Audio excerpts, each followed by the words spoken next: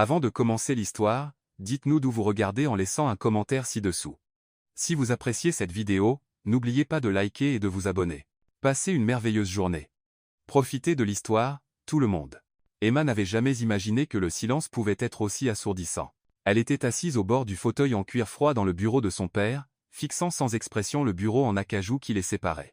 Ses doigts s'enfonçaient dans les coutures de sa robe, les jointures blanches, la respiration courte. Elle avait choisi du bleu marine, la couleur de la dignité, disait toujours sa mère. Mais aujourd'hui, il ne restait plus de dignité à sauver. En face d'elle, ses parents évitaient son regard. Sa mère tordait nerveusement un bracelet en or. Son père fixait le sol, la mâchoire serrée, comme s'il luttait pour ne pas s'effondrer de l'intérieur. Le contrat était posé sur le bureau comme le couvercle d'un cercueil. Le nom d'Emma était imprimé en bas, déjà signé. Passe pareille. Elle n'avait eu aucun mot à dire. Tu fais ça pour nous sauver, murmura sa mère, presque comme une excuse, comme si la douceur de sa voix pouvait atténuer l'horreur de la vérité. Pour sauver tout ce que nous avons construit. Emma la regarda, la trahison aiguë et fraîche dans sa poitrine. Vous ne l'avez pas construit. Vous l'avez joué et perdu. Les yeux de son père vacillèrent, mais il ne dit rien. Ce n'était pas un mariage. Ce n'était même pas un arrangement. C'était une transaction, et elle en était le produit. À 25 ans, Emma était livrée comme un objet. Pas d'amour, pas d'affection, pas de choix. Sa vie, sa liberté, son corps, tout ce qui la concernait était désormais légalement lié à l'homme le plus craint d'Amérique, Victor Blackwood. Son nom seul suffisait à faire taire les hommes d'affaires aguerris. Impitoyable. Foi, intouchable. Il avait bâti son empire sur des cendres, les siennes et celles de quiconque osait le défier. Pourquoi elle? Emma le savait. Au fond d'elle, elle savait que ce n'était pas un hasard. Les Blackwood avaient autrefois été des alliés de sa famille, jusqu'à ce qu'une tragédie détruise tout. Une tragédie qui avait laissé la fiancée de Victor morte, et le nom des Carter à jamais entaché. Ce n'était pas une question d'amour. Ce n'était même pas une question d'affaires. C'était de la vengeance. Et elle était le châtiment choisi. L'encre était sèche. La décision prise. Sa mère lui tendit une petite enveloppe. Des billets d'avion, des instructions, et une lettre de l'avocat de Victor. Pas de cérémonie, pas de mariage, pas de vœux, juste une échéance. Tu pars demain matin, murmura son père. Emma se leva, le fauteuil raclant contre le sol. C'est siambes tremblent, mais bon. J'irai, dit-elle, mais ne me demandez pas de sourire. L'avion privé qui l'attendait sur la piste ressemblait plus à une menace qu'à un luxe. Emma monta à bord en silence, escortée par un homme en costume sombre qui ne prononça pas un mot. Ses yeux étaient indéchiffrables, entraînés à ignorer la douleur, ou peu, être simplement habituée à elle. Elle ne pleura pas, ni pendant le vol, ni à l'atterrissage, ni même lorsqu'elle vit le SUV noir qui l'attendait pour l'emmener dans les montagnes, dans le monde de Victor. Le trajet fut long, sinueux, à travers des forêts épaisses et des falaises qui semblaient se refermer sur elle. Plus ils avançaient, plus l'air changeait, lourd, isolé, dangereux. Les grilles de son domaine se dressaient comme l'entrée d'un autre royaume, froid, grandiose, et totalement dépourvu de vie. Au-delà, le manoir s'élevait de la terre comme un monument au contrôle, verre, pierre, et silence. Pas une fleur en vue, pas un oiseau dans les arbres. La voiture s'arrêta. Emma descendit, ses talons claquant contre l'allée de pierre impeccable.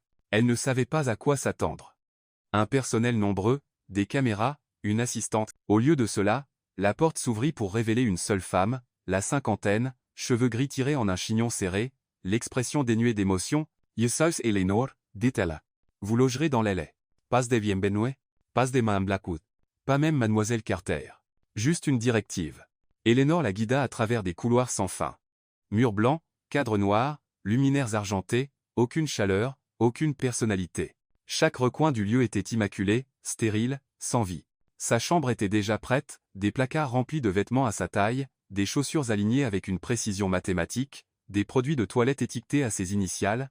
Elle ne l'avait même pas encore rencontré. Emma se tenait au centre de la pièce, les bras croisés sur la poitrine, essayant de ne pas trembler. Le message était clair. Tu lui appartiens maintenant. Cette nuit-là, elle ne dormit pas. Elle s'assit à la fenêtre, regardant le vent plier les arbres dehors. Quelque part dans cette immense maison, il était là, respirant le même air, observant, être. Cette pensée lui donna la chair de poule. Quand l'aube se leva, le silence se brisa. Un coup, ferme, délibéré. Avant qu'elle ne puisse répondre, la porte s'ouvrit. Il entra comme si la pièce lui appartenait, parce que c'était le cas. Victor, grand, très acéré, vêtu de noir de la tête aux pieds. Ses yeux étaient d'un gris perçant, plus froid que le givre sur les fenêtres. Il la regarda comme on évalue une sculpture, vérifiant les fissures, les défauts, la résistance. Mademoiselle Carter, dit-il, la voix douce et létale. Emma se leva, gardant le menton haut. Emma. Blackwood. Il ne dit rien pendant un moment, se contentant de l'observer. Je vois qu'ils vous ont donné la robe bleue. Elle ne répondit pas. Il s'approcha, pas assez pour la toucher, mais assez pour qu'elle sente le poids de sa présence. Vous comprenez les termes. Je comprends. J'ai été vendue, répondit-elle calmement. Sa mâchoire se crispa, juste une seconde. Vous avez été choisi. Elle rit, amèrement. Comme on choisit un châtiment. Victor inclina légèrement la tête. Vous n'êtes pas ce que j'attendais. Les yeux d'Emma se plissèrent. Vous non plus. Il l'étudia, non pas comme un homme regarde une femme qu'il désire, mais comme un général observe un ennemi. Et pourtant, quelque chose vacilla dans ses yeux, quelque chose d'indicible. Le dîner est à 19 heures, dit-il enfin, en se tournant pour partir. Elle resta immobile. Je ne porterai pas vos attentes. Il s'arrêta à la porte, jeta un regard en arrière. Portez ce qui vous fait sentir puissante, Emma. Ça n'aura pas d'importance. Puis il disparut. Elle ne respira qu'une fois la porte refermée derrière lui. Voilà donc sa nouvelle vie, sa nouvelle cage. Mais s'il pensait qu'elle s'effondrait, il ne la connaissait pas du tout. Elle n'était pas là pour obéir. Elle n'était pas là pour être brisée. Si Victor pensait avoir acheté une poupée, il allait être surpris, car Emma respirait encore, et elle avait appris que le silence, lorsqu'il était choisi, pouvait être une force. Le manoir se dressait comme un monument à la solitude, niché dans les hauteurs des montagnes de Californie, entouré de pins, de falaises et de silence. De l'extérieur, il ressemblait à un palais, imposant, élégant, intact, mais à l'intérieur, il évoquait davantage un mausolée. Emma se tenait en haut du grand escalier, la main légèrement posée sur la rampe de marbre poli. L'air à l'intérieur était froid, non pas par manque de chauffage, mais par une sorte d'absence, absence de vie, de rire, de souvenir. Cela s'infiltrait dans sa peau, dans son souffle, comme si la maison elle-même voulait effacer son existence. Elle descendit lentement, ses talons résonnant dans les couloirs vides. Tout était immaculé. Trop immaculé. Pas un grain de poussière, pas un cadre de travers, pas le moindre signe que quelqu'un vivait réellement ici. Les murs étaient ornés d'œuvres monochromes, des formes abstraites, sans vie, en noir, gris et blanc. Même les meubles semblaient conçus non pour le confort, mais pour l'apparence. Verre, acier, granit, beauté sans chaleur, une prison déguisée en opulence.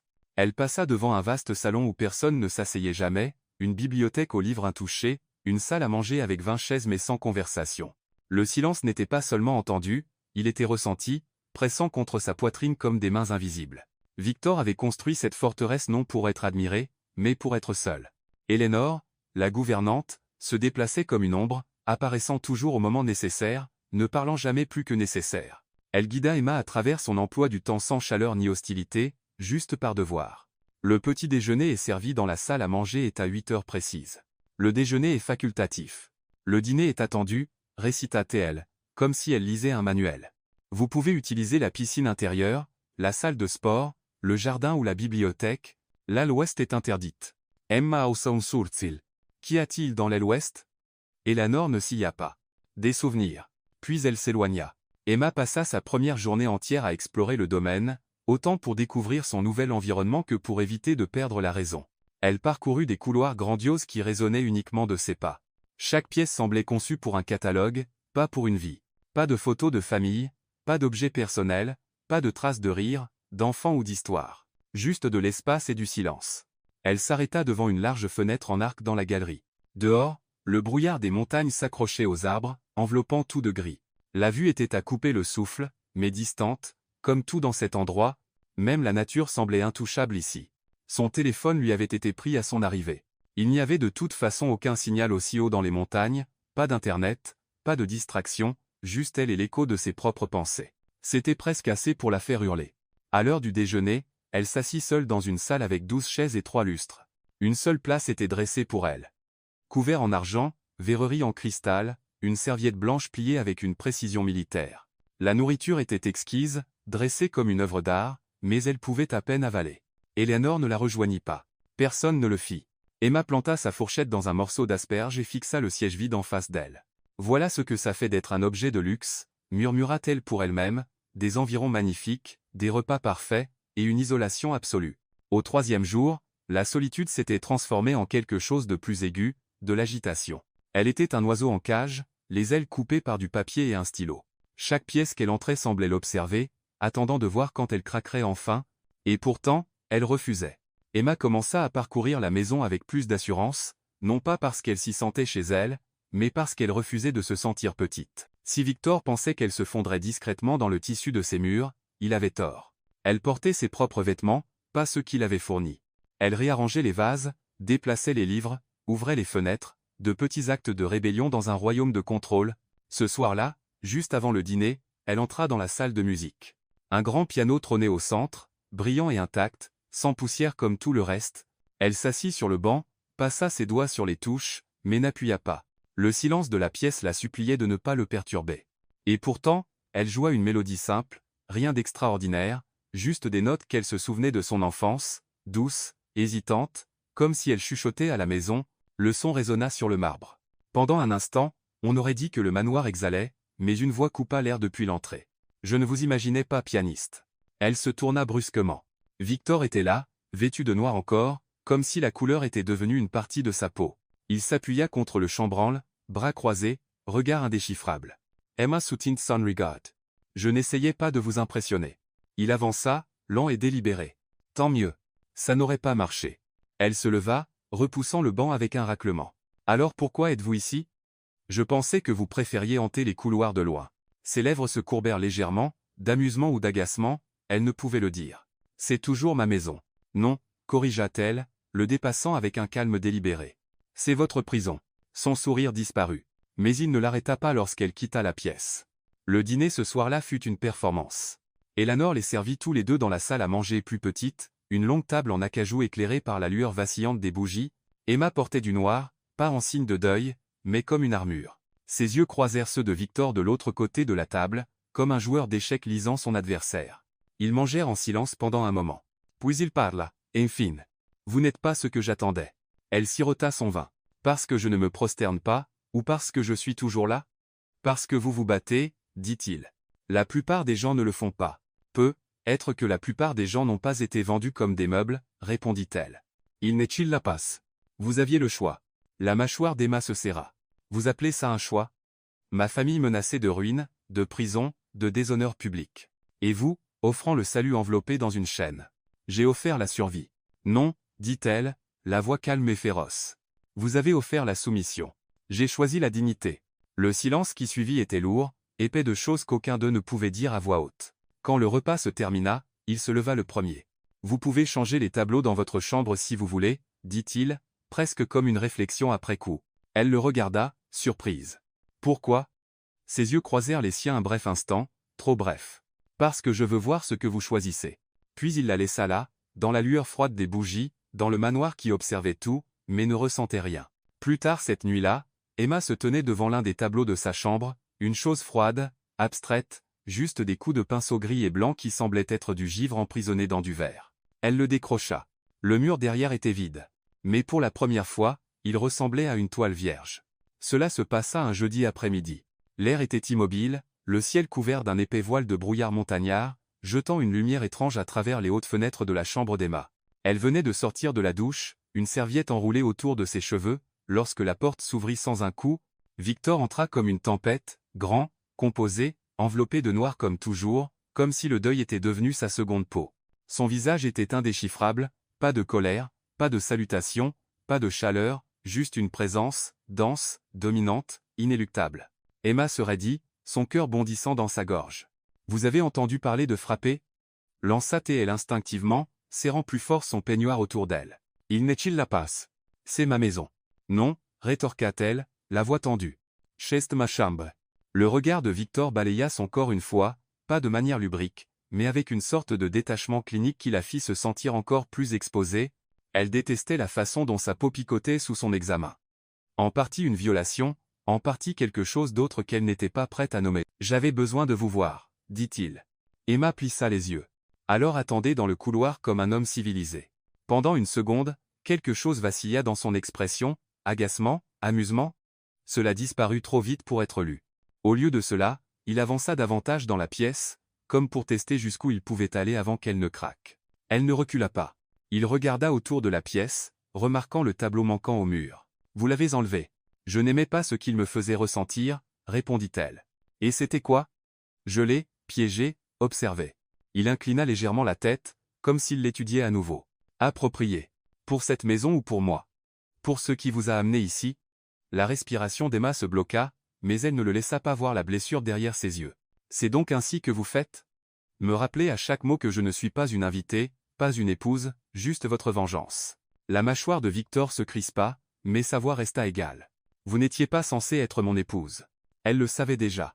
Pourtant, l'entendre dire à voix haute était comme une gifle. Alors, que suis-je, Victor? Il ne répondit pas. Au lieu de cela, ses yeux se fixèrent sur les siens, gris et impénétrables. Dîner. Ce soir. Ne soyez pas en retard. Il se tourna pour partir. Mais Emma n'avait pas fini. Attendes. Il s'arrêta à la porte. Elle avança, bras croisés, peignoir bien noué. Soyons clairs sur une chose. Vous avez être acheté le silence de ma famille, mais vous ne m'avez pas acheté. Il tourna légèrement la tête, juste assez pour qu'elle aperçoive le bord de son profil. Vraiment? Puis il disparut, laissant la porte grande ouverte derrière lui. Cette rencontre la hanta pour le reste de la journée, pas parce qu'il l'avait vue à moitié habillée, pas parce qu'il était entré comme s'il possédait chaque souffle qu'elle prenait, mais parce qu'il y avait eu quelque chose dans ses yeux, un éclair d'émotion, de quelque chose de brisé, juste un instant, et cela l'effrayait de vouloir le comprendre. À 19 heures précises, elle entra dans la salle à manger. Elle avait choisi une robe modeste, simple, lavande pâle, pas provocante, pas soumise, juste assez pour dire. Je n'ai pas besoin de votre approbation. Victor était déjà assis à l'extrémité de la longue table, un verre de vin rouge à la main. Il leva les yeux lorsqu'elle entra mais ne se leva pas. Pile à l'heure, dit-il. Elle prit le siège en face de lui. Parce que je suis mes propres règles. Un léger sourire toucha ses lèvres, mais il n'atteignit pas ses yeux. Ce sera votre perte ou mon salut. Leurs regards se croisèrent comme deux épées dégainées. Le dîner fut servi en silence. Poulet rôti, légumes assaisonnés, vin, parfaitement préparé, parfaitement sans vie, comme tout le reste dans son monde. Amir repas, et sans fin le silence. Pourquoi m'avoir choisi? Son couteau s'arrêta en plein mouvement. Je veux dire, précisément, poursuivit-elle. Il y avait des centaines de façons d'humilier ma famille, procès, scandale, même la prison. Mais vous avez choisi ceci. Vous m'avez choisi. Victor posa sa fourchette. Son expression était indéchiffrable, mais sa voix était basse, tendue. Parce que vous étiez épargné par leur corruption. M.A.C. Figea. Les mots semblaient trop acérés, trop intimes. Et cela faisait de moi quoi? Le châtiment parfait? Vous étiez la seule à ne pas le mériter, dit-il platement. Et ça faisait encore plus mal. Elle le fixa, l'estomac noué. Vous m'avez puni parce que ça vous faisait mal. Il ne répondit pas. Le silence entre eux n'était plus vide. Il pulsait de chaleur, de confusion et de quelque chose de dangereusement proche de la vulnérabilité. Elle repoussa son assiette. Vous êtes un lâche. Il cligna lentement des yeux. Pardon? Vous vous cachez derrière le chagrin en l'appelant justice. Vous pensez que le contrôle vous protégera, mais tout ce qu'il a fait, c'est vous rendre cruel. Son expression s'assombrit. Attention, Emma. Pourquoi? Vous allez encore me prendre ma liberté? M'enfermer dans une autre pièce? Me rappeler que je vous appartiens? Elle se leva maintenant, la voix montant. Eh bien, me voici dans votre manoir, dans votre piège, toujours pas brisé, toujours pas à supplier. Il se leva lentement, les yeux fixés sur les siens. L'espace entre eux crépitait comme un fil sous tension. Ils se tenaient face à face, aucun ne reculant, et pour la première fois, quelque chose changea, pas de la haine, pas de la colère, mais quelque chose d'emmêlé et brut, comme s'ils avaient tous deux retenu leur souffle depuis le jour de son arrivée. Et maintenant, si proches, ils pouvaient enfin ressentir la douleur de l'autre. Le cœur d'Emma battait à tout rompre dans sa poitrine. Elle ne bougea pas, ne parla pas. Lui non plus. Mais le silence n'était plus vide. Il était vivant. Cette nuit-là, le sommeil refusa de venir. Emma resta allongée dans son lit, fixant le plafond. L'image du visage de Victor brûlait dans ses pensées. Sa voix résonnait dans son esprit, vous étiez la seule à ne pas le mériter.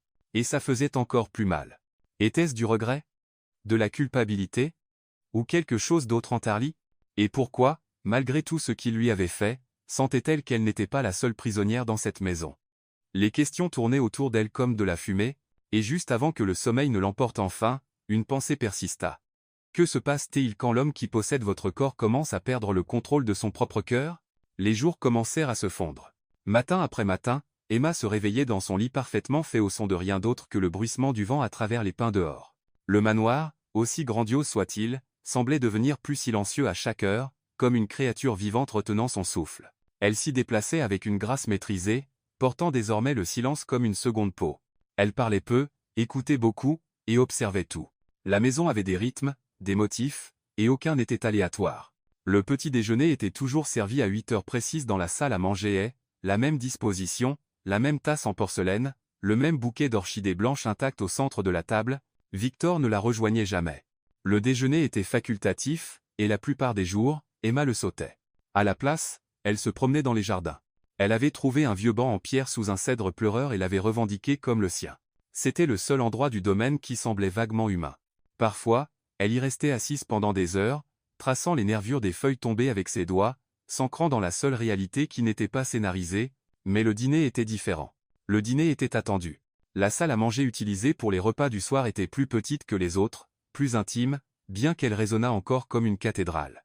Emma arrivait chaque soir habillée non pas pour lui, mais pour elle-même, une nuit en vert émeraude, la suivante en crème douce, une fois en bleu marine tranchant, juste pour lui rappeler le jour où elle avait été livrée. Victor était toujours là avant elle, toujours assis, toujours immobile. Il parlait rarement, pas plus de quelques mots. Il hochait la tête. Elle s'asseyait. Éléonore servait. Et le reste était silence. Mais il n'était jamais vide, car le silence entre eux devenait plus lourd, épais de ce qui restait non dit. Un soir, alors qu'Emma remuait sa soupe sans manger, elle brisa le calme. « Vous mangez toujours avec vos prisonniers » Victor ne leva pas les yeux. « Vous n'êtes pas une prisonnière. »« Non. »« Alors, que suis-je » Il posa sa cuillère doucement, puis s'adossa à sa chaise, doigts entrelacés. Un arrangement. Emma sourit, mais il n'y avait aucune joie dans ce sourire. « Vous voulez dire une performance ?»« Peut être, admit-il. » Elle inclina la tête. « Pour qui ?»« Il n'y a que nous ici. » Les yeux de Victor rencontrèrent les siens. C'est précisément pourquoi la performance compte. Leur regard se verrouilla un instant de trop, l'air entre eux se tendant comme un fil tiré à l'extrême. Puis il retourna à son assiette sans un mot de plus. Les jours passèrent, et le silence évolua. Ce n'était plus le silence des étrangers. C'était le silence de deux personnes se tournant autour dans l'obscurité, attendant de voir qui allumerait la première allumette. Emma commença à remarquer de petits changements. Une nuit, il demanda si elle préférait du thé ou du café le matin. Elle dit « café ». Le lendemain matin, il était là, riche, sombre, exactement comme elle l'aimait. Une autre fois, elle fit un commentaire désinvolte sur le fait que les tableaux dans le couloir étaient sans âme. Le lendemain, 2 d'entre eux avaient disparu. Il ne mentionnait jamais les changements. Mais ils se produisaient, subtils, intentionnels, et cela l'effrayait plus que son silence ne l'avait jamais fait, car cela signifiait qu'il observait, pas seulement ses mouvements, son être, ses choix, son ton, ses poses. Et quelque part entre les repas et le silence, les murs entre eux commencèrent à se fissurer. Un soir, elle entra tôt dans la salle à manger et le trouva déjà assis, fixant un livre fermé devant lui. Elle hésita. « Vous lisez » Victor ne leva pas les yeux. « Parfois. »« Qu'est-ce que c'est » Il leva enfin les yeux vers elle. « Un livre sur le deuil. » La gorge d'Emma se serra. Elle s'assit lentement. « Est-ce que ça aide » ? « Non. »« Alors pourquoi le lire ?»« Parce que la douleur a besoin d'un endroit où aller, » dit-il simplement, même si c'est dans les mauvais mots. Elle l'étudia à la lumière vacillante. Pendant une seconde, il n'était pas l'homme qui l'avait acheté. Il n'était pas le tyran dans le château. Il était juste brisé. Et être qu'elle comprenait cela trop bien. « Où va votre douleur, Emma » demanda-t-il soudainement. Elle n'était pas prête pour la question. Personne ne lui avait demandé cela depuis des années. Elle déglutit, dans le silence. « Une longue pause. » Victor hocha la tête, comme si sa réponse était à la fois attendue et respectée, puis le dîner fut servi. Les repas suivants changèrent subtilement après cela. Toujours pas de conversation inutile, mais il y avait des contacts visuels, un léger penché en avant, une question occasionnelle prudente. « Avez-vous toujours vécu en ville ?»« Oui, en centre-ville. C'était bruyant, mais ça me faisait me sentir vivante. »« Était-ce proche de vos parents ?»« Autrefois. » Il hocha la tête, comme s'il l'était aussi, autrefois. Chaque repas était un duel de regards, de langage corporel, de retenue émotionnelle, et pourtant un nouveau fil se formait, fragile, mais indéniable. Une nuit, elle tendit la main pour le sel en même temps que lui, leurs doigts se frôlèrent. Le contact dura moins d'une seconde, mais son cœur ne cessa de battre la chamade pendant des minutes. Pourtant, la ligne entre civilité et contrôle restait fine comme une lame. Emma la testaïte. Un matin, elle entra dans la salle du petit déjeuner en ne portant qu'une chemise boutonnée trop grande et les jambes nues. Elle s'assura que c'était délibéré. Victor n'était pas là, mais elle savait qu'il en entendrait parler. Et lorsqu'il entra pour le dîner ce soir-là, sa mâchoire était plus tendue que d'habitude. Elle sourit doucement en prenant place. Il ne dit rien, mais son verre de vin se fissura légèrement sous la pression de sa main. Une autre fois, elle réarrangea la table de la salle à manger, déplaça son siège de l'extrémité opposée à côté de lui. Quand il arriva, Il s'arrêta une demi-seconde, juste assez pour révéler de la surprise, puis s'assit à côté d'elle sans un mot. Cette nuit-là, elle pouvait sentir la chaleur de sa présence dans chaque souffle. Quand elle tendit la main pour son eau, ses doigts tremblaient légèrement. Les jeux s'intensifièrent. Les enjeux aussi. Elle portait des couleurs qu'elle savait qu'il regarderait 2 fois, parlait avec une douceur qui cachait une acuité, souriait quand il s'y attendait le moins. Et Victor, il les permettait. Pas encouragé, pas loué, mais permis. C'était son signe. C'était sa fissure. Et Emma, qui était entrée dans la maison en victime, ne jouait plus la défense. Elle l'étudiait, remarquant la façon dont sa main s'attardait parfois sur la nappe, comme s'il débattait de tendre la main, la façon dont sa voix baissait d'une octave quand il prononçait son nom, la façon dont il la regardait quand elle ne regardait pas. Et dans cette tension, quelque chose commença à changer, pas bruyamment, pas visiblement, mais profondément. Un soir, après un dîner particulièrement tendu, Victor se leva et marcha vers la cheminée. Il ne la regarda pas. « Savez-vous pourquoi je ne parle jamais pendant les repas ?» Elle leva les yeux, surprise par la question soudaine. « Non. Parce que quand je le fais, dit-il doucement, je me souviens de ce que c'était de parler à quelqu'un que j'aimais. » Silence. Il se tourna lentement, ses yeux rencontrant les siens. « Vous n'êtes pas elle, Emma. Je le sais. Mais parfois, quand je ne fais pas attention. » Il ne termina pas. Il n'avait pas besoin de le faire, car elle comprenait le poids des souvenirs qui se glissent dans de nouveaux lieux, les fantômes qui nous suivent dans de nouvelles conversations, de nouveaux yeux, de nouvelles pièces. Elle se leva lentement, se tint face à lui, sans le toucher, sans le réconforter, juste en étant témoin. « Ce n'est pas de l'amour, dit-elle doucement. C'est une blessure, essayant de saigner à nouveau. » Il ne répondit pas. Mais pour la première fois, il ne se retira pas. Et alors qu'Emma était allongée dans son lit cette nuit-là, fixant le plafond comme elle le faisait souvent, ses pensées n'étaient plus tournées vers l'évasion. Elle portait sur le silence étrange qui vivait entre eux, celui qui ne faisait plus mal, mais murmurait au contraire. « Il te voit. » Le soleil d'été revint de manière inattendue. Après des jours enveloppés de brouillard et de froid, la lumière se déversa à travers les hautes fenêtres du manoir, drapant les sols de marbre d'une chaleur qu'Emma n'avait pas ressentie depuis des semaines. Dehors, les jardins scintillaient d'or, et l'immobilité du domaine semblait, juste un instant, moins semblable à une tombe. Elle se tenait devant son miroir, les portes de l'armoire grandes ouvertes derrière elle, ses yeux parcouraient les rangées de robes soigneusement sélectionnées par les gens de Victor, élégantes, modestes, formelles, prévisibles. Elle les ignora toutes. À la place, elle tendit la main vers la boîte au fond, celle qu'elle avait transportée en silence à travers les aéroports et les grilles, celle remplie non pas de choses qu'on lui avait données, mais de celles qu'elle avait choisies. Elle en sortit un maillot de bain noir élégant, rien de vulgaire, mais audacieux, confiant. Il épousait son corps comme s'il y appartenait. Elle attacha ses cheveux en un chignon lâche, enfila une légère couverture, et sortit de la pièce sans hésiter. Aujourd'hui, elle ne se fondrait pas dans les coins du monde de Victor. Aujourd'hui, elle le traverserait comme si elle en était la propriétaire. La piscine était taillée dans le bord de la falaise ouest du domaine, une merveille architecturale d'eau bleue contre la pierre, entourée de colonnes et de chaises longues ombragées. Elle avait l'allure d'un bain romain, élégant et austère. Emma marcha pieds nus sur la pierre chauffée par le soleil, laissa tomber la couverture sans cérémonie, et entra directement dans l'eau. Fraîche, accueillante, libératrice. Elle ne nagea pas vraiment. Elle glissa, se laissa flotter, laissa son corps reprendre de l'espace dans un monde qui avait essayé de la rétrécir. Elle n'entendit pas ses pas jusqu'à ce qu'elle sente sa présence, lourde, chargée, magnétique. Quand elle leva les yeux, Victor se tenait au bord de la piscine, vêtu d'une chemise blanche impeccable et d'un pantalon sombre, les manches retroussées juste assez pour suggérer un homme en guerre avec la détente. Ses yeux parcoururent son corps comme un éclair, pas vulgairement, mais de manière dévorante. L'immobilité de sa posture trahissait le chaos en dessous. « Vous empiétez » dit-il doucement. Elle flotta plus près du bord, rencontrant son regard sans ciller. « Sur ma propre punition ?» Il avança, ses chaussures près du bord de l'eau. « Vous pensez que c'est un jeu ?»« Non, » répondit-elle. « Mais vous, oui. Vous ne vous attendiez simplement pas à ce que votre pion sache jouer. » Sa mâchoire se serra. « Couvrez-vous. » Elle sourit lentement. « Pourquoi ? Est-ce que je vous distrais ?» Un silence suivit, tendu, crépitant, brûlant. Victor ne répondit pas. Ses yeux en disaient déjà trop. Elle nagea jusqu'au bord, se hissa hors de l'eau en un mouvement gracieux, et tendit la main vers la serviette lentement, délibérément. L'eau glissa sur son corps comme de la soie.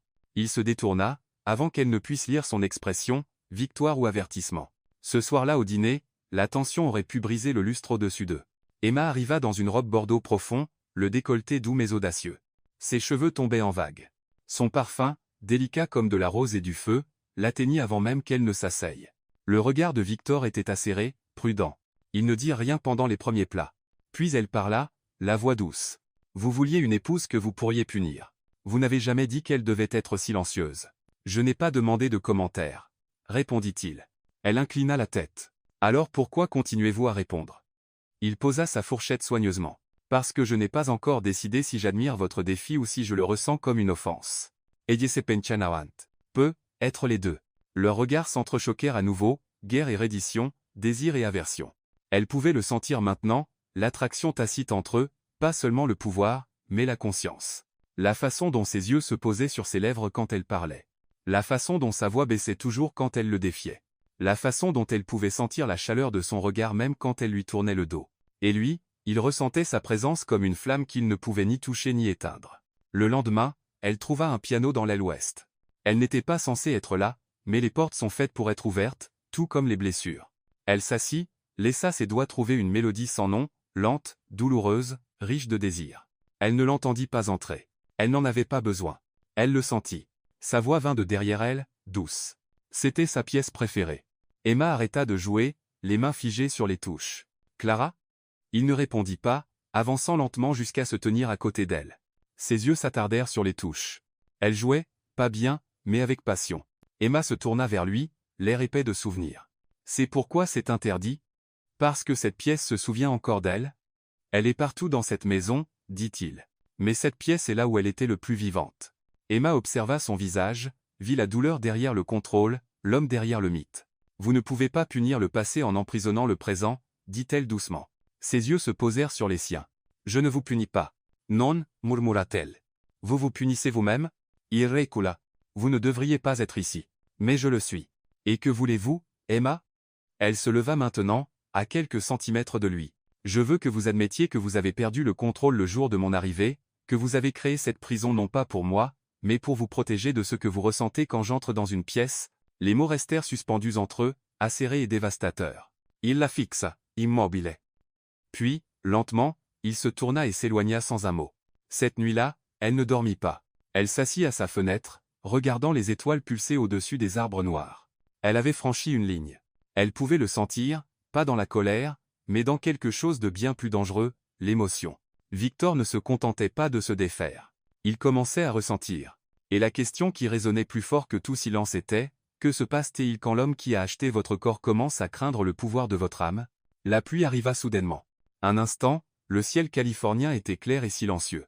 L'instant d'après, le tonnerre grondait à travers les montagnes comme un grognement, et de grosses gouttes s'écrasaient contre les fenêtres du manoir, brouillant le monde extérieur. Emma se tenait dans le couloir, fixant la tempête. Quelque chose dans sa poitrine faisait écho au ciel, tendu, volatile, prêt à éclater, et les rats.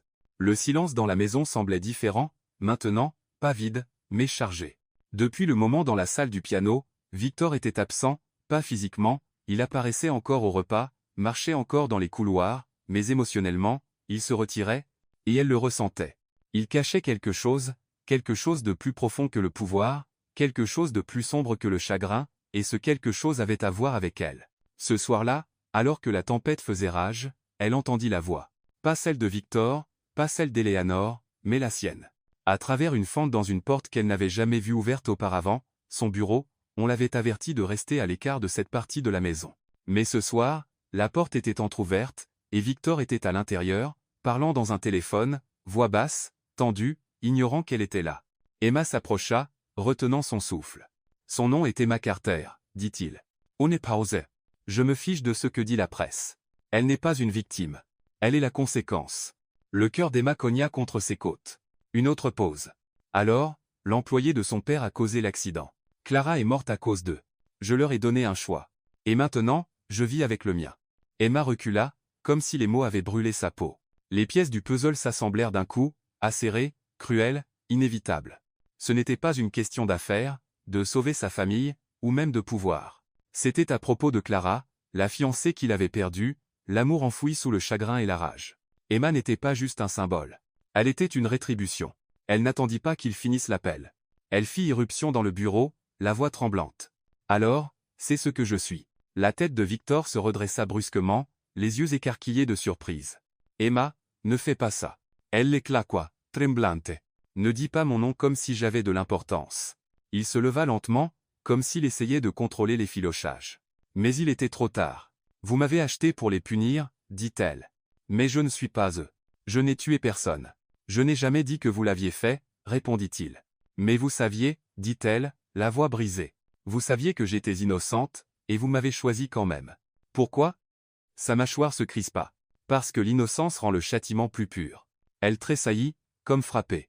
Vous êtes un monstre, murmura-t-elle. Non, dit-il doucement. Je suis un homme qui a tout perdu. Ça ne vous donne pas le droit de détruire quelqu'un d'autre, dit-elle, surtout quelqu'un qui n'avait rien à voir avec ça. Victor avance à l'inchiment. Vous étiez la seule chose qu'ils aimaient encore, leur fille brillante, leur image. Je voulais qu'ils souffrent, et je savais qu'ils souffriraient en vous perdant. Emma le fixa, secouant la tête.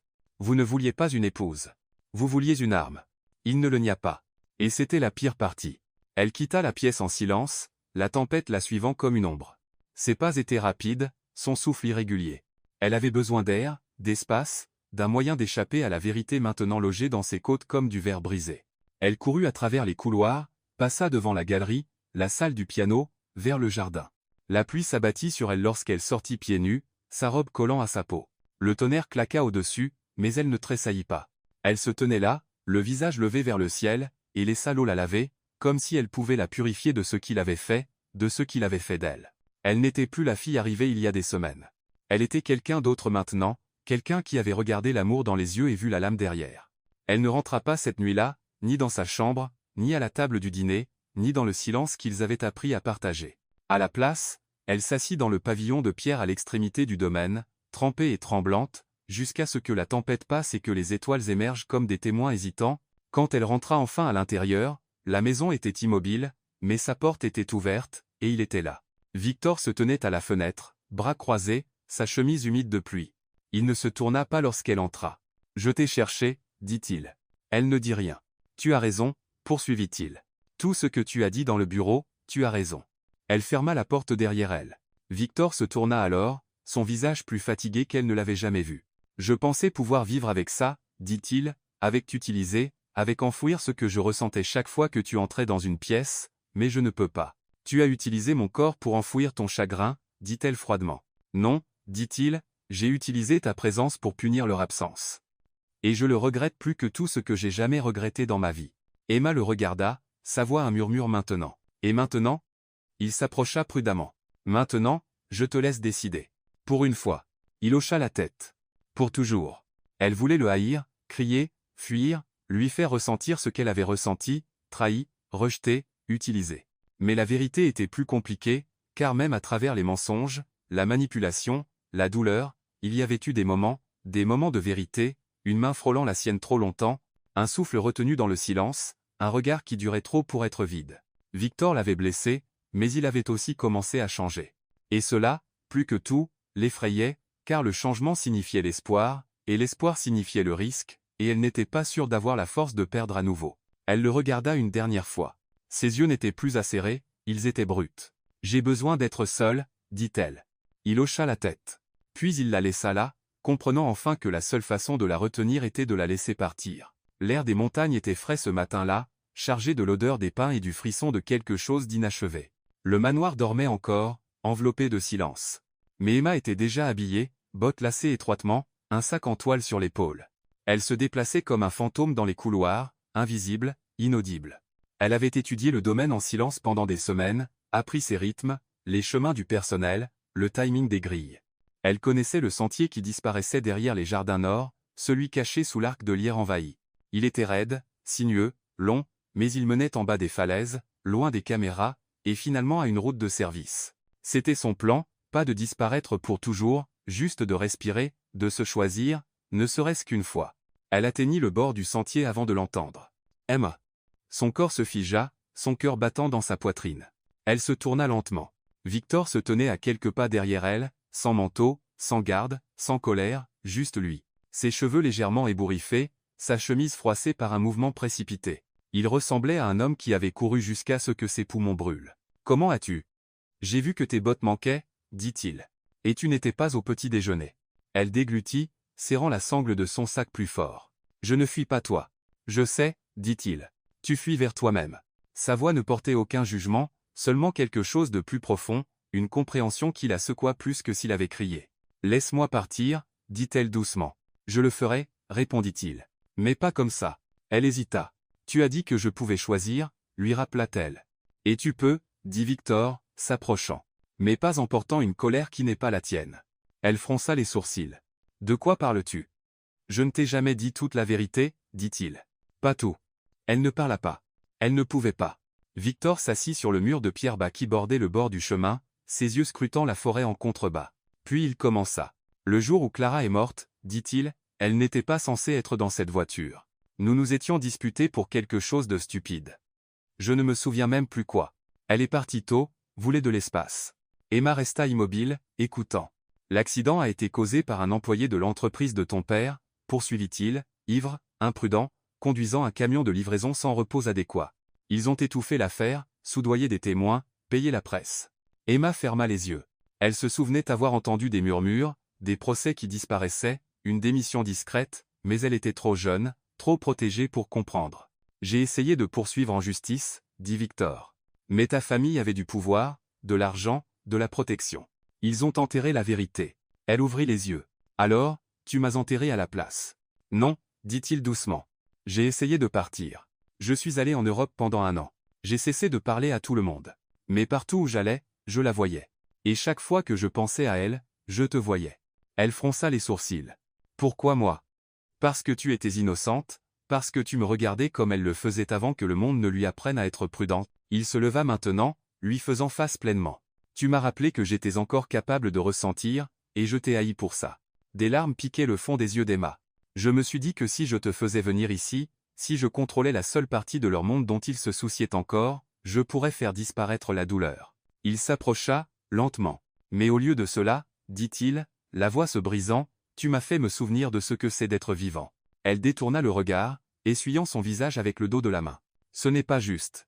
Je sais. Tu ne peux pas simplement me briser et ensuite dire que tu es désolé. Je ne demande pas le pardon, dit-il. Je te demande de me voir comme je te vois enfin. » Elle secoua la tête, les larmes tombant maintenant. « Tu ne peux pas me voir maintenant, murmura-t-elle. Pas après tout ça. » Victor avança encore, si près qu'elle pouvait sentir la chaleur de lui. « Je sais que je ne le mérite pas, dit-il, mais j'ai besoin que tu entendes une chose. » Elle ne bougea pas. Il tendit la main vers la sienne, hésitant, tremblant, et la plaça sur sa poitrine.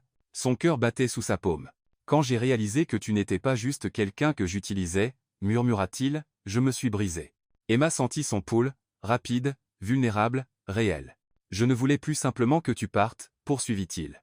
Je voulais que tu sois libre. Mais je ne supportais pas l'idée de ne plus jamais te voir. » Elle retira doucement sa main, et pendant un instant, ils restèrent là, 2 personnes au milieu d'une forêt, portant plus de douleur que les mots ne pouvaient contenir. Puis elle murmura, « Je n'étais pas censée tomber amoureuse de toi. » Sa respiration se bloqua. « Est-ce le cas ?» Elle rencontra ses yeux. « Je ne sais pas. » Il hocha la tête. C'était assez. Elle ne continua pas sur le sentier. À la place, elle marcha lentement, silencieusement, vers la maison. Victor ne la suivit pas. Il resta là, seul, la regardant s'éloigner, pas comme une possession, pas comme une punition, mais comme la seule chose qu'il n'avait jamais pensé revoir, l'espoir. Ce soir-là, elle s'assit dans le jardin sous le cèdre pleureur. La pluie s'accrochait aux feuilles au-dessus, goûtant doucement sur l'herbe. Elle ferma les yeux. Elle ne savait pas ce qui se passerait ensuite. Elle savait seulement que quelque chose avait changé, pas seulement en lui, mais en elle.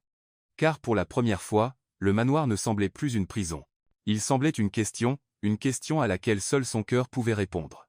Les jours qui suivirent se déroulèrent dans des rythmes calmes et incertains. Emma ne parlait pas directement à Victor, mais quelque chose avait changé entre eux, comme si l'air dans le manoir s'était adouci. Le poids était toujours là, mais les bords acérés s'étaient émoussés. La guerre s'était calmée, remplacée par quelque chose de timide, qui observait et attendait. Chaque matin, son café était toujours préparé exactement comme elle l'aimait. Chaque soir, Victor s'asseyait en face d'elle au dîner, disant peu mais écoutant avec tout son corps. Pas d'excuses, pas de déclarations, pas de promesses, mais une présence. Et pour 2 personnes qui avaient passé leur vie à construire des murs, cela seul semblait un acte de courage. C'était un jeudi, près d'1 mois depuis son arrivée, que tout changea. La tempête frappa juste après la tombée de la nuit, soudaine et sauvage, les éclairs dansant à travers les montagnes comme du feu. Emma était assise en boule sur le siège de la fenêtre de sa chambre, un livre sur les genoux, lisant le même paragraphe encore et encore. Elle ne pouvait pas se concentrer, car quelque chose semblait décalé, pas mauvais, juste chargée, comme si le monde retenait son souffle. Un fort coup de tonnerre la fit sursauter, et les lumières vacillèrent. Puis l'électricité se coupa complètement. La maison plongea dans l'obscurité. Pendant un instant, le silence fut absolu. Puis des pas, lourds, déterminés. Un coup à sa porte. Emma. C'était lui. Elle ouvrit la porte pour trouver Victor là, une lampe de poche à la main, une légère trace d'incertitude dans la voix. Eleanor a dit que le générateur faisait des siennes. La plupart du personnel est descendu vérifier le niveau inférieur. Et tu es venu pour ses yeux rencontrèrent les siens. Je ne voulais pas que tu sois seul dans le noir. Elle aurait pu rire. L'ironie était trop forte. J'ai été dans le noir depuis le jour où je suis arrivé ici, dit-elle doucement. Il ne sourit pas. Il ne discuta pas. Il dit simplement. Alors, laisse-moi rester, juste pour ce soir. Ils s'assirent ensemble dans la bibliothèque éclairée aux chandelles. Elle se blottit dans le bras du canapé en velours, pieds nus, les genoux repliés, une couverture drapée sur ses cuisses. Victor s'assit en face, sa veste enlevée, les manches de chemise retroussées, les mains posées sur ses genoux. Dehors, la pluie tombait comme une confession. À l'intérieur, le silence entre eux n'était plus froid, il était chaud, lent, comme une berceuse sans parole. Tu m'as demandé une fois où allait ma douleur, dit Emma doucement. Il leva les yeux. Je n'ai jamais répondu correctement, poursuivit-elle. Mais la vérité, c'est qu'elle est entrée dans tout, la façon dont je souriais quand je ne voulais pas, la façon dont je pardonnais aux gens qui ne le demandaient pas, la façon dont j'ai cessé de faire confiance à ce que je ressentais. Il se pencha légèrement en avant, écoutant comme si cela comptait plus que tout au monde. J'ai passé toute ma vie à essayer de survivre, dit-elle. Pas à vivre, juste à survivre. La voix de Victor était basse. Et maintenant? Elle rencontra ses yeux. Maintenant, je veux ressentir quelque chose de réel, même si ça fait mal. Plus tard, alors que le feu dans l'âtre crépitait doucement et que la tempête continuait dehors, elle se leva, marcha vers la fenêtre. Sa silhouette était douce dans la lueur des flammes, et Victor la regardait comme quelqu'un voyant quelque chose de sacré. Elle se tourna lentement vers lui. « Pourquoi ne m'as-tu jamais touché ?»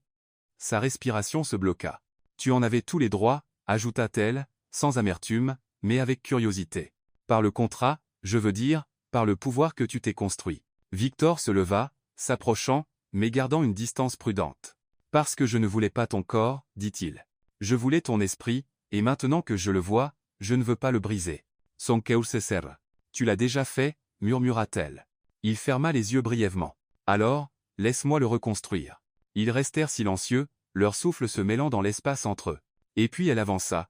Pas par obligation, mais par choix. Elle tendit la main, ses doigts effleurant le côté de son visage. Il ne bougea pas, ne tressaillit pas. Il la regarda simplement comme si elle était le début de quelque chose qu'il ne pensait pas mériter. Leurs lèvres se rencontrèrent doucement, timidement, incertaines. Puis à nouveau, plus profondément cette fois. Ce n'était pas de la passion, pas encore. C'était une reddition. Plus tard, il la porta dans sa chambre, pas comme une possession, mais comme quelque chose de fragile. Ils ne se précipitèrent pas. Ils ne chassèrent pas la douleur par la faim. Ils ôtèrent la peur avec douceur, touché par touché, souffle par souffle. Ce n'était pas parfait, mais c'était honnête. Et quand ils s'enlacèrent ensuite, emmêlés dans les draps et le silence, Emma posa sa tête contre sa poitrine et murmura, « Que se passe-t-il maintenant ?» Victor ne répondit pas tout de suite, puis, doucement, il dit, « Maintenant, nous commençons. » Mais la vie, comme l'amour, ne change pas sans tester ce qui est réel. Le lendemain matin, alors que le soleil se déversait par les fenêtres, Emma se tenait sur le balcon de sa chambre, pieds nus et rayonnante. Elle regardait le domaine, les arbres, les pierres et les ombres qui l'avaient autrefois emprisonnée. Maintenant, il restait simplement immobile, en attente. À l'intérieur, Victor préparait du café. Quand il lui tendit la tasse, elle remarqua la légère tremblote de sa main, et pour la première fois, elle le vit, l'homme qui avait autrefois été si sûr de lui, maintenant effrayé par la chose même qu'il désirait, la connexion, l'espoir, elle. Emma se pencha contre lui, pressa un baiser sur sa poitrine. Il l'enlaça plus fort que jamais auparavant. Et dans cette immobilité, il murmura, « Ne disparais pas. » Elle leva les yeux. « Je ne vais nulle part. » Mais aucun d'eux ne prononça les mots qu'il craignait le plus. Et si l'amour ne suffisait pas à effacer ce que nous avons fait pour en arriver là? Le matin se parait d'or, mais Victor était déjà retourné dans l'ombre. Emma se réveilla seule. Le côté du lit où il avait dormi était froid. Pas de mots, pas de messages, pas de traces de sa présence sauf le souvenir de la façon dont il l'avait tenue, comme si elle était à la fois son encre et sa perte. Elle resta assise au bord du lit pendant longtemps, fixant le sol. Quelque chose en elle avait changé la nuit précédente, pas seulement son corps, pas seulement sa confiance, son cœur, et maintenant il était parti. Les heures passèrent. Il ne vint pas au petit déjeuner, ne parcourut pas les couloirs, ne la retrouva pas pour leur dîner silencieux habituel. Quand elle le trouva enfin, il était dans le bureau, debout près des hautes fenêtres, parlant brusquement dans son téléphone. « Non, dit-il, la voix coupante. Dites au conseil que l'accord ne sera pas retardé. Je m'envolerai pour New York la semaine prochaine. Ohne Pause. Je me fiche de ce qu'il pense. Ce n'est pas personnel. » Il mit fin à l'appel sans la remarquer. Ou peu, être l'avait-il vu et faisait semblant de ne pas le faire. Emma s'appuya contre le chambranle, bras croisés. « Alors, tu pars ?» Il se tourna lentement, le visage composé, les yeux froids à nouveau. « Oui, dit-il. Juste pour quelques jours, affaire. Bien sûr, parce que rien de personnel ne se passe jamais ici. » Il ignora la morsure dans son ton. « Tu seras en sécurité ici. Eleanor sait tout ce dont tu as besoin. » Emma entra dans la pièce, le cœur battant. « C'est ta façon de gérer ce qui s'est passé ?» « Ce qui s'est passé, dit-il platement, était un moment. »« Un moment ?» répéta-t-elle, elle, abasourdie. Il soutint son regard. « Un moment qu'on ne devrait pas répéter. » L'air dans la pièce changea, acéré, amer, électrique. Emma fit un pas de plus. « Ne fais pas ça. »« Faire quoi ?»« Te cacher, dit-elle, derrière cette voix, ce ton, ce costume. » La mâchoire de Victor se serra. « Je ne me cache pas. Je nous protège tous les deux d'une erreur. » Elle rit, doucement, mais plein de douleur. « Alors, c'est ce que je suis maintenant ? Une erreur ?» Son silence répondit pour lui. La voix d'Emma tremblait. « Tu m'as tenu comme si j'avais de l'importance. Tu m'as embrassé comme si tu avais oublié comment respirer. Et maintenant, tu te tiens là et agis comme si ce n'était rien. » Il détourna le regard. Elle se plaça devant lui, bloquant sa sortie. « Regarde-moi. Je le fais, dit-il. Alors, dis-moi la vérité. »« Je ne t'aime pas, dit Victor, trop vite, trop plat, trop répété. » La respiration d'Emma se bloqua, ses mains se serrèrent sur ses côtés. « Menteur !» murmura-t-elle. Il la contourna, attrapant son manteau. « Je serai de retour dans 3 jours. »« Non. Tu ne le seras pas. » dit-elle. « Parce que je ne serai pas là quand tu reviendras. » Il s'arrêta, la main figée sur la poignée de la porte, mais il ne se tourna pas, ne l'arrêta pas, ne dit pas un seul mot, et ce silence hurlait plus fort que tout le reste. Cette nuit-là, Emma s'assit seule dans la salle à manger. Les bougies vacillaient, la chaise en face d'elle restait vide, et son cœur souffrait d'une manière qu'il n'avait même pas ressentie lorsqu'elle avait été vendue, car cette fois, elle s'était donnée, et il était parti. 2 jours passèrent. Elle fit ses bagages lentement, méthodiquement. Elle ne pleura pas jusqu'à ce qu'elle ouvre le tiroir à côté de son lit et trouve la photo. C'était celle de Clara, souriante, sauvage et libre. Derrière, une deuxième photo, d'Emma, prise récemment. Elle ne savait même pas quand, mais elle était là, cachée derrière la femme qu'il avait perdue, comme un secret qu'il n'était pas prêt à admettre. Elle s'assit sur le lit, tenant les 2 images, une dans chaque main. Puis, doucement, elle les plaça côte à côte. La 3e nuit, le domaine bruissait de murmures. Victor était de retour, mais il n'alla pas au bureau, ne demanda pas Eleanor. Il se rendit directement dans la chambre d'Emma et la trouva vide. Son sac était parti, l'armoire à moitié vidée, l'air différent. Il resta là, immobile, pendant ce qui sembla des heures. Puis ses yeux tombèrent sur la photographie sur l'oreiller, Clara et Emma, côte à côte. Et soudain, Victor, homme de pouvoir, homme de vengeance, homme de silence, s'effondra dans le fauteuil, la tête dans les mains, et laissa la douleur enfin venir, pas pour Clara, pas pour la vengeance, mais pour la femme qui lui avait demandé de se battre pour elle, et qui l'avait repoussée par peur. La maison n'avait jamais semblé aussi silencieuse, même pas dans les premiers jours, quand Emma marchait sur la pointe des pieds dans ses couloirs, craignant de trop toucher ou de respirer trop fort. Maintenant, il n'y avait que l'écho de son absence. Victor passait d'une pièce à l'autre comme un homme cherchant quelque chose qu'il ne pouvait nommer. Chaque coin murmurait son nom. Son rire hantait l'escalier. Son parfum s'accrochait au drap, léger et floral, comme le dernier souffle de quelque chose de beau. Et chaque fois qu'il fermait les yeux, il voyait son visage au moment où elle avait dit « menteur ». Parce qu'elle savait. Parce qu'il ne l'avait pas seulement nié. Il s'était nié lui-même. Cette nuit-là, il s'assit près du feu dans l'aile ouest. La pièce interdite, la pièce de Clara. Il n'y était pas entré depuis plus d'1 an. Maintenant, elle sentait la poussière et le temps. Les meubles restaient intouchés, son écharpe pendait encore au dos de la chaise, sa partition de piano encore ouverte à la dernière chanson qu'elle n'avait jamais terminée. Il s'assit au bord de la chaise longue, la photo d'Emma encore à la main. Son cœur battait avec quelque chose qu'il ne pouvait nommer, mais cela faisait mal comme la vérité. Eleanor le trouva le lendemain matin, les yeux creux d'une nuit sans sommeil. Elle ne dit rien, posa simplement une tasse de café près de sa main, puis s'arrêta. « Elle est partie en ville, dit-elle doucement. Un petit appartement à l'est. N'a pas demandé d'argent. N'a pas demandé de protection. Victor ne leva pas les yeux. Elle voulait juste de l'espace, ajouta Eleanor, et une chance de se sentir à nouveau elle-même. Quand elle se tourna pour partir, il parla enfin. Pensez-vous que je suis trop tard? Eleanor s'arrêta dans l'encadrement de la porte. Je pense que l'amour n'arrive jamais en retard, seulement sans invitation. Puis elle disparut. 3 jours passèrent, puis 4. Chaque matin, il prenait le téléphone. Chaque nuit, il le reposait. Que pouvait-il dire?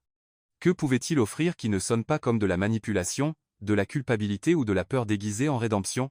Il était un homme qui avait tout et avait quand même réussi à détruire la seule chose qui n'avait rien demandé en retour. Mais l'amour n'attend pas éternellement. Et parfois, la seule façon de le reconquérir est de tout risquer.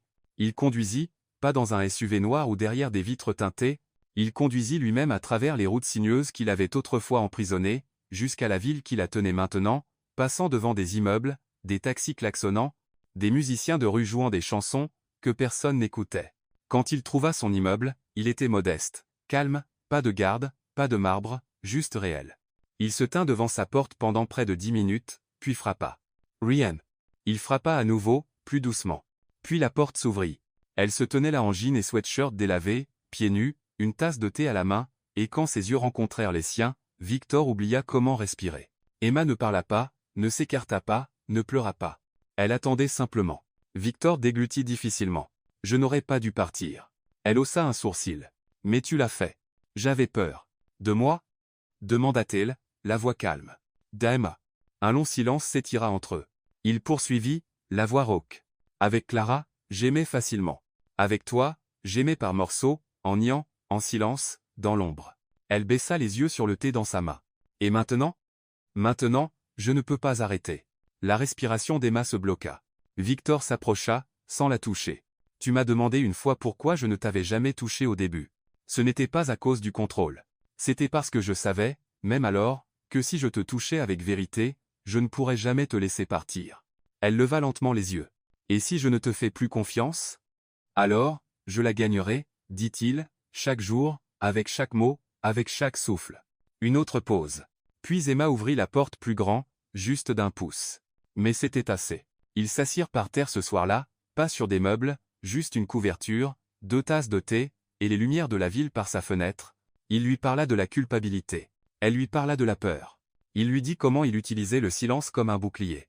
Elle lui dit comment elle utilisait le défi comme une armure. Et quelque part entre les confessions, sa tête trouva son épaule, et sa main trouva ses doigts. Et quand la ville s'endormit autour d'eux, Emma murmura. Je n'ai pas cessé de t'aimer, Victor. J'ai juste cessé de croire que tu savais m'aimer en retour. Il baisa sa main, puis dit les mots qu'aucun d'eux n'avait osé prononcer auparavant. Je t'aime. Pas dans le pouvoir, pas dans la possession, mais dans la reddition. Le manoir semblait différent quand ils revinrent. Pas parce que les murs avaient changé, ou que l'air s'était réchauffé, ou que les couloirs s'étaient adoucis, mais parce qu'ils l'étaient. Emma entra dans le grand hall d'entrée non pas comme une captive, non pas comme une étrangère, ni même comme un symbole de vengeance, mais comme une femme qui avait été choisie, et qui avait choisi en retour, et Victor marcha à ses côtés, pas dans le silence, mais dans la présence. Un homme autrefois régi par le contrôle, apprenant maintenant pièce par pièce comment aimer avec intention. Les jours qui suivirent furent calmes, tendres, sans hâte, pas de grands gestes, pas de déclarations forcées, juste l'ordinaire, rendu extraordinaire par la présence de la confiance. Il la rejoignait pour le petit déjeuner maintenant, tard, non rasé, café en main, demandant des nouvelles de ses rêves, comme s'il comptait plus que les marchés s'ouvrant à New York. Elle marchait pieds nus dans les couloirs maintenant, fredonnant doucement, son rire emplissant des pièces qui autrefois ne faisaient qu'écho à ses pas. Ils dansèrent dans la cuisine une fois, musique basse, de la farine sur son nez, ses bras autour de sa taille. Et quand il l'embrassa alors, ce n'était pas désespéré ou féroce. C'était un foyer. Victor commença à changer la maison aussi, une photo à la fois. Une image d'Emma apparut sur le manteau de la cheminée. Des fleurs fraîches remplacèrent les vases froids. La musique jouait en fond, jazz, parfois piano, parfois silence, adouci par 2 personnes simplement présentes. Même le personnel le ressentit, le changement, la chaleur, la paix. C'était comme si le chagrin avait enfin exhalé. Puis vint le moment qui allait tout changer. Emma était assise, blottie sur le canapé du salon, ses mains enveloppant une tasse de thé au gingembre. Elle ne se sentait pas bien depuis une semaine, nausées, fatigue, petits étourdissements qu'elle essayait d'ignorer. Mais ce jour-là, quelque chose en elle semblait différent, plus profond, comme si quelque chose à l'intérieur d'elle avait déjà commencé. Elle ne dit rien au début, pas jusqu'à ce soir-là, quand Victor la trouva assise seule dans le jardin sous les étoiles, les yeux écarquillés d'un mélange de peur et d'émerveillement. Il s'assit à côté d'elle, écartant une mèche de cheveux de son visage. « Qu'est-ce qu'il y a ?» Sa voix tremblait. « Je pense que je suis enceinte. » Silence. Le mot flottait entre eux comme une luciole, délicat, lumineux, incroyable. Victor la fixa, les lèvres légèrement entr'ouvertes. « Tu es sûr ? Je ferai un test demain, dit-elle. « Mais oui, je le sens. » Il resta silencieux longtemps. Puis il posa doucement sa main sur son ventre, ses doigts tremblants. Et quand il la regarda, ses yeux étaient pleins de tout ce qu'il avait enfoui, plein de tout ce qu'il pensait ne plus jamais pouvoir ressentir. « Emma » murmura-t-il. Mais elle secoua la tête. « Ne dis rien. Pas encore. Sois juste là. Juste là. » Alors il resta, la serrant dans ses bras, serrant l'avenir. Le lendemain matin, le test confirma ce qu'il savait déjà. Et Victor pleura, pas bruyamment, pas de manière dramatique, juste une seule larme qui glissa sur sa joue alors qu'il était assis à côté d'elle sur le bord de la baignoire, le petit test dans sa main, son autre main, serrant la sienne, comme une bouée de sauvetage. « Je ne sais pas comment être père, » dit-il. « Tu ne savais pas non plus comment m'aimer, » répondit-elle doucement. « Mais regarde jusqu'où tu es arrivé. » Il l'embrassa alors, lentement et profondément, comme un vœu. Au cours des semaines suivantes, la transformation devint visible, non seulement dans le corps changeant d'Emma, mais dans l'âme changeante de Victor. Il prenait maintenant ses appels dans le jardin, marchant près de son banc pour pouvoir la garder en vue. Il lisait des livres sur la paternité le soir, surlignant des passages qu'il ne comprenait pas toujours, mais qu'il voulait comprendre. Il remplaça le vin dans la cave par le jus qu'elle aimait, installa un piano dans le salon, neuf, au son chaud, destiné aux berceuses. Il peignit même une chambre à la main, une chambre d'enfant, des murs jaunes pâles, des bordures blanches, un siège près de la fenêtre face au lever du soleil. « Je ne sais pas ce que je fais, » confessa-t-il une nuit, debout au milieu de la pièce, pinceau à la main. Emma l'enlaça par derrière. « C'est comme ça que je sais que tu le fais bien. » Pour la première fois, le manoir n'était pas seulement rempli de lumière, il était rempli de vie, les rires résonnaient dans les couloirs.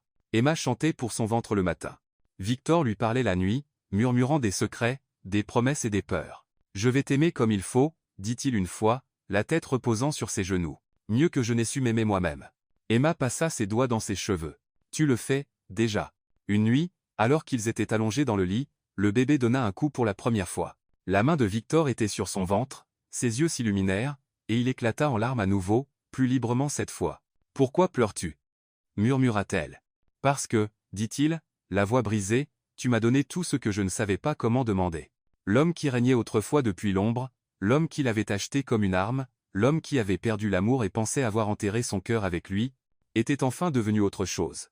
Pas seulement un amant, pas seulement un mari, mais un père, un partenaire, un homme qui avait appris à construire un foyer à partir des cendres de la vengeance, et alors qu'Emma se tenait près de la fenêtre de la chambre d'enfant un matin, la lumière du soleil se déversant, sa main reposant sur son ventre, elle sourit, non pas parce que la douleur avait disparu, mais parce qu'elle l'avait menée ici, à cette paix, à cet homme, à cet enfant, et à la vie dont elle n'avait jamais osé rêver. La nuit où Liam est né, les cieux au-dessus des montagnes pleuraient de joie. La pluie tapait doucement contre les fenêtres du manoir, pas avec fureur, mais en rythme, comme une berceuse envoyée par quelque chose de plus grand. Le monde s'était immobilisé, comme si la nature elle-même retenait son souffle, attendant l'arrivée d'une nouvelle vie. Emma serra la main de Victor plus fort qu'elle ne l'avait jamais fait, son corps tremblant de douleur, de force et de quelque chose de sacré. Il resta à ses côtés à chaque seconde, manches retroussées, mâchoire serrée, murmurant son nom comme une prière. « Tu fais ça si bien, » murmura-t-il, front contre le sien. Sa réponse fut un cri, brut, guttural, féroce, puis un second cri. Minuscule, puissant, vivant. Liam Blackwood entra dans le monde à 2h17 du matin. Ses poings serrés, ses poumons forts, sa présence indéniable. Et lorsqu'ils le posèrent sur la poitrine d'Emma, tout l'univers sembla s'effondrer et recommencer, tout en un seul souffle. Victor ne parla pas tout de suite. Il fixa simplement le petit miracle gigotant enveloppé de blanc, le visage d'Emma strié de larmes, rayonnant d'épuisement et de triomphe. Puis ses propres larmes vinrent, silencieuses et incontrôlées. Il tendit la main vers son fils avec des mains tremblantes, le serra contre lui, et se brisa, non pas parce qu'il avait peur, mais parce que pour la première fois de sa vie, il se sentait entier. Les jours après la naissance de Liam ne ressemblaient en rien aux jours d'avant. Le manoir n'était plus une forteresse.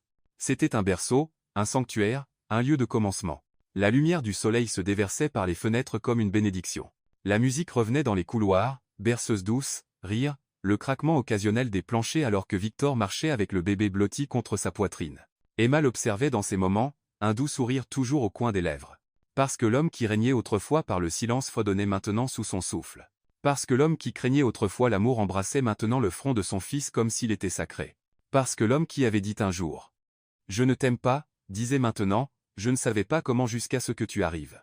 Ils le nommèrent Liam, d'après le grand-père d'Emma, un homme discret qui lui avait appris que la douceur n'était pas une faiblesse, et que la vraie force était de se présenter jour après jour pour ceux qu'on aime. Victor insista pour construire le berceau lui-même. Cela lui prit 3 jours, 2 forêts cassées, et un tutoriel très patient sur YouTube. Quand ce fut terminé, Emma se tint à ses côtés, souriant alors qu'il couchait Liam pour sa première sieste. Le bébé s'agita, ses petits doigts s'enroulant autour de l'auriculaire de Victor. Et à cet instant, l'homme qui avait autrefois cherché la vengeance se sentit rédempté. Un après-midi, alors que le printemps commençait à fleurir, Emma trouva Victor dans le jardin. Il était assis sur le banc sous le cèdre pleureur.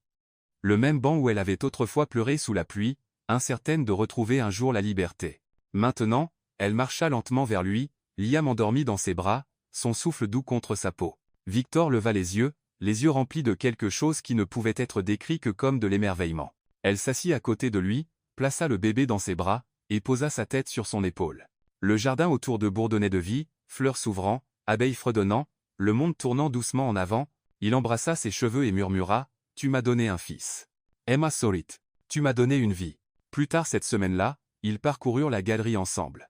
Victor avait remplacé les tableaux abstraits froids par de la chaleur, une photo encadrée du premier bâillement de Liam, un cliché spontané d'Emma tournoyant pieds nus dans la cuisine, un croquis, au fusain qu'il avait commandé du moment où elle avait tenu leur fils pour la première fois. À la fin du couloir, un nouveau cadre, une inscription en dessous, ce qui a commencé comme une vengeance est devenu une rédemption. La nuit du premier mois de Liam, ils s'assirent dehors sous les étoiles, enveloppés dans une couverture, le bébé endormi dans les bras d'Emma. Victor la regarda. Non pas comme un homme regardant la femme qu'il avait conquise, mais comme un homme qui avait failli perdre la femme dont il ne savait pas qu'il avait besoin. « Je n'ai jamais imaginé, dit-il doucement, qu'un contrat puisse me mener ici. » Emma jeta un coup d'œil. « À quoi ?» Il sourit. « À l'amour. » Puis ajouta après un temps. « À un foyer. » Ils restèrent silencieux un moment, regardant la petite poitrine de leur fils monter et descendre, écoutant les sons de la vie fleurissant autour d'eux. Puis Victor dit quelque chose qu'elle n'oublierait jamais. « Je brûlerai chaque contrat, chaque dollar, chaque mur que j'ai jamais construit, juste pour tenir cet instant. » Elle tendit la main vers la sienne, la serra fort. « Tu n'as rien à brûler, murmura-t-elle. Tu nous as déjà choisis. » Et sur ce, Emma posa sa tête sur son épaule, Liam endormi entre eux, et les étoiles au-dessus d'eux comme des témoins silencieux, non pas d'une fin, mais d'un commencement, une histoire qui a commencé dans le silence, l'obscurité et la douleur, et s'est terminée dans la lumière, dans l'amour, dans la plénitude.